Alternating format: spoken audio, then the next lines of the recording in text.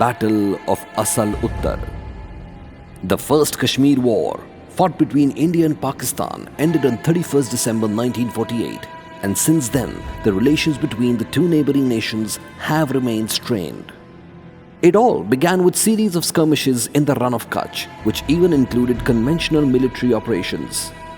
On 5th August 1965, Pakistan, in a bid to capture Jammu and Kashmir, launched Operation Gibraltar with 30,000 trained guerrillas.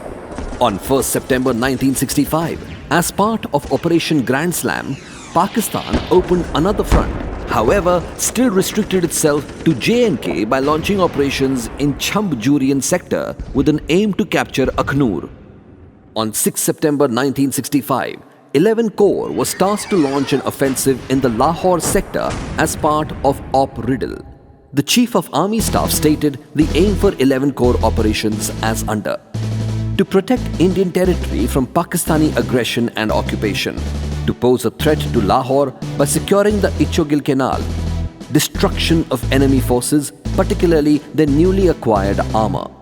15 Infantry Division under Major General Niranjan Prasad was to advance along the Amritsar-Lahore Grand Trunk Road axis and secure Pak territory up to east bank of Ichogil Canal.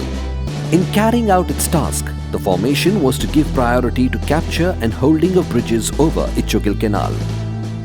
7 Infantry Division under Major General H.K. Sibal was to advance along axis Bhikivind Khalra Barki and secure territory east of Ichogil Canal. In carrying out its task, the division was to give priority to the capture and holding of the bridge over Ichogil Canal at Barki and to deny enemy ingress through Bedia. It therefore commenced its operations at 0400 hours on the morning of 6 September with just 2 of its brigades. The 4 Mountain Division comprised of 3 brigades: 62 Mountain Brigade, 7 Mountain Brigade and 33 Mountain Brigade. However, only 62 Mountain Brigade and 7 Mountain Brigade were employed in the operations as 33 Mountain Brigade had moved out. The orbat of 4 Mountain Division was 7 Mountain Brigade with 4 Grenadiers, 7 Grenadiers and 19 Gorkha Rifles, 62 Mountain Brigade with 18 Rajputana Rifles, 9 Jammu and Kashmir Rifles and 13 Dogra, 4 Mountain Artillery Brigade with 84 Light Regiment, 91 Mountain Composite Regiment, 92 Mountain Composite Regiment and 40 Medium Regiment.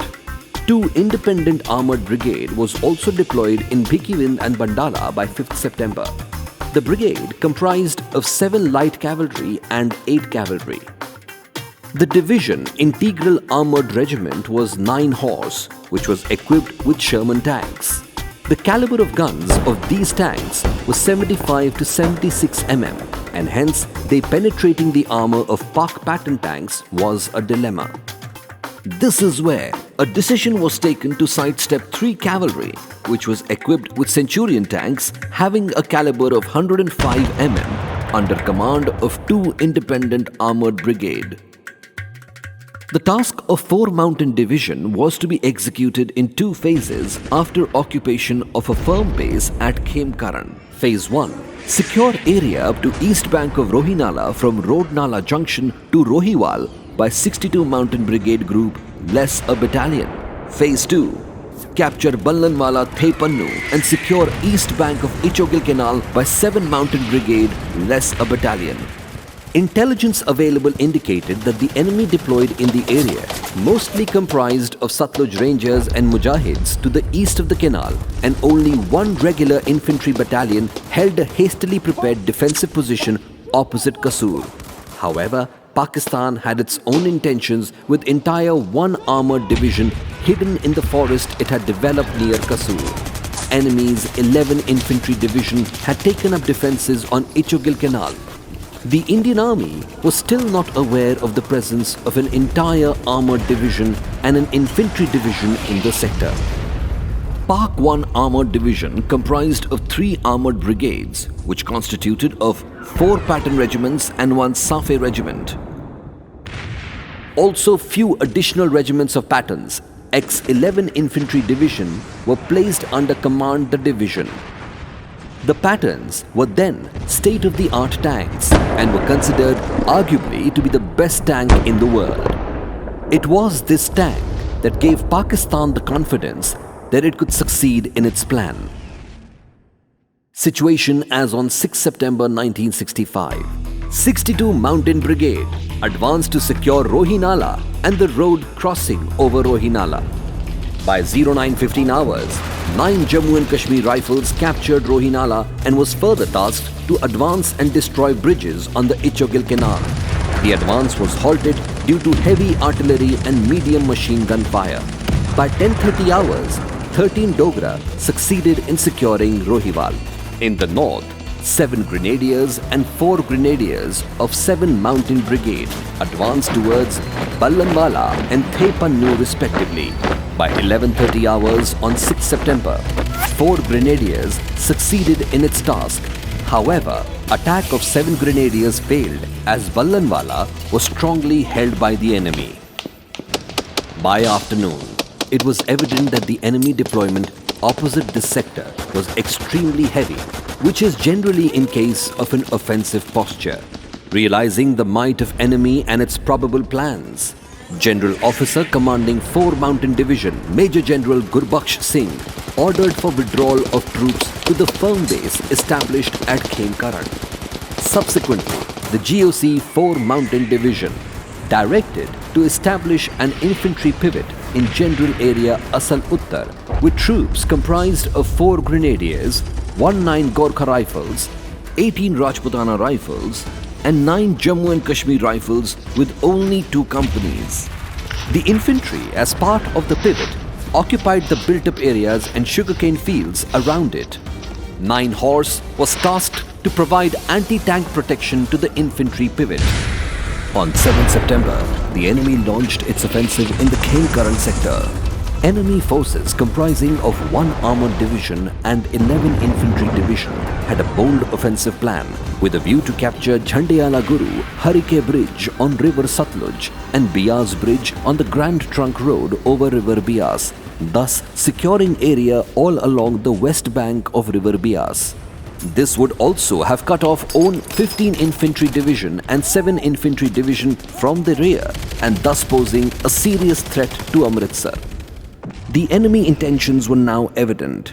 Anticipating that the Pak forces would move through Patakhuna in the south and Ballanwala in the north to bypass own firm base at Khemkaran, GOC 4 Mountain Division relocated own division from Khemkaran to Asal Uttar. During the night of 7th-8th September, Lieutenant General Harbaksh Singh, GOC in Chief, Western Command, realized the seriousness of the situation in Khemkaran sector and moved forward to the location of headquarters 4 Mountain Division. The presence of Army Commander changed the complete scenario. All required reinforcements, including move of 2 independent armoured brigade from Bhikiwind to Asal Uttar, commenced. It turned out to be a major morale booster for the troops, who then quickly reorganized their defences. Trenches were dug and defences were well coordinated within one night. Thus, 4 Mountain Division was ready to take on the enemy by first light 8 September 1965. The layout of defences of 4 Mountain Division in Asal Uttar by 8 September 1965 is as under. 18 Rajputana Rifles on south of Asal Uttar on the Khemkaran Patti axis. 19 Gorkha Rifles on road track junction on the Khemkaran Bhikiwind axis. 4 Grenadiers south of Chima, Khemkaran Bhikiwind axis, providing depth to 19 Gorkha Rifles. 9 Jammu and Kashmir Rifles north of Asal Uttar, providing depth to 18 Rajputana Rifles. On the night of 7 September, elements of enemy 11 Infantry Division and 5 Armoured Brigade established bridgehead east of Rohinala. However, due to poor planning, they did not consider the strength of the bridge on Rohinala, which was not strong enough for move of an entire armoured division. The first tank, making an attempt to cross the bridge, got stuck, and without necessary recovery support and poor traffic control mechanism, it led to the tanks getting concentrated near the crossing. The enemy attempted to launch an alternate crossing. However, owing to the lower water levels in Rohinala, the launching of the bridge failed. Finally, the enemy engineers succeeded in launching a bridge at a third site, but by now, the enemy plans were delayed by more than 12 hours, which gave own forces adequate time to prepare hasty defenses. On 8 September, at 0800 hours, the enemy Safe regiment crossed over Rohinala and soon came into contact with own defenses at Asal Uttar. The enemy succeeded in surrounding own defenses by 0900 hours. At this point of time, own Sherman tanks of 9 horse came into action and carried out counterattack, forcing the enemy armor to withdraw. On 8 September at 1000 hours, enemy 5 Armoured Brigade launched an offensive with its Patton tanks and contacted and overran the main defences of 19 Gorkha Rifles. However, own Sherman tanks X9 horse were already in location, well camouflaged in the sugarcane fields. Own tank crews displayed extreme restraint, thus allowing the enemy tanks to advance up to a distance where own 75mm guns would prove to be effective against the Patton tanks. Finally, own Shermans opened up their fire, while the enemy Pattons were at a distance as close as 200 to 300 meters. The enemy, who believed in Pattons to be near invincible, panicked, thus leading to chaos. The enemy withdrew after having taken 11 tank casualties. Pakistan attempted to launch an offensive again at 1400 hours from a flank with an aim to overrun the defences held by 4 grenadiers. What ensued is a battle between the 106mm RCL guns of 4 grenadiers under Company Quarter Master Havaldar Abdul Hamid and enemy Patton tanks. The offensive was successfully repulsed by well-entrenched infantry, causing heavy casualty to enemy armour, wherein Company Quarter Master Havaldar Abdul Hamid personally destroyed 4 Patton tanks with his RCL gun. The availability of 3 cavalry by then further added to the count of enemy tank casualties.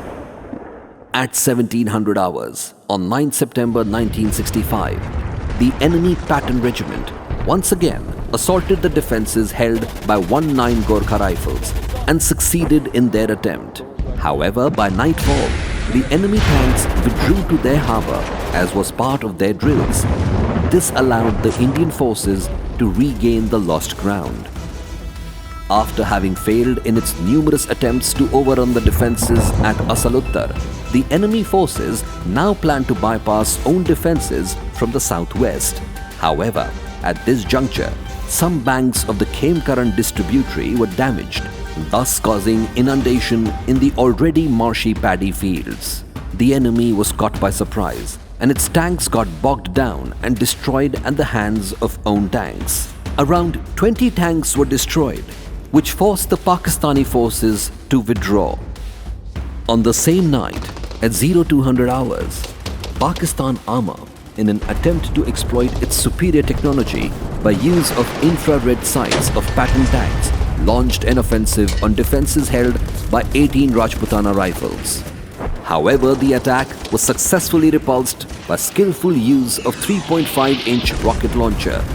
The infantry allowed the enemy Patton tanks to overrun their defences and fired at the enemy tanks from behind with their rocket launchers.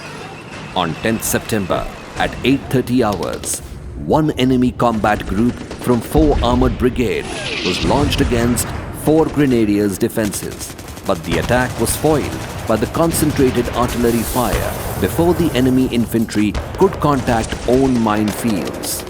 Indian tanks then came from the flank, resulting in a tank melee. Here, recoilless gun manned by Company Quarter Master Havaldar Abdul Hamid knocked down 3 Patton tanks, however was spotted by an enemy tank which fired at his RCL jeep. He attained martyrdom in this battle and was posthumously awarded the first Paramveer Chakra in the 1965 war. Having realized that the defences at Asal Uttar could not be overrun, Pakistan now decided to bypass the defences from northwest. The same was anticipated correctly, and Lieutenant Colonel Salim Caleb, Commandant 3 cavalry conceptualized a death trap in the form of a horseshoe pattern formation in which the Centurion tanks were placed around villages Lakhna, Mahmudpura and Chima. The Centurion tanks, taking advantage of its low silhouette, were hidden in the sugarcane fields and high grass, thus were completely camouflaged. The Pakistani forces, unaware of what lay in store for them, outflanked towards Mahmudpura. The advance was being led by 4 Armoured Brigade, and as destined, the entire 4 Armoured Brigade of Pakistan got trapped in the horseshoe formation. 3 cavalry annihilated the entire 4 Armoured Brigade of Pakistan. Enemy 3 Armoured Brigade had moved out of the sector during the night of 9th-10th September for employment elsewhere. With this, the might of enemy 1 Armoured Division was defeated by remnants of own 4 Mountain Division and just 2 Armoured Regiments.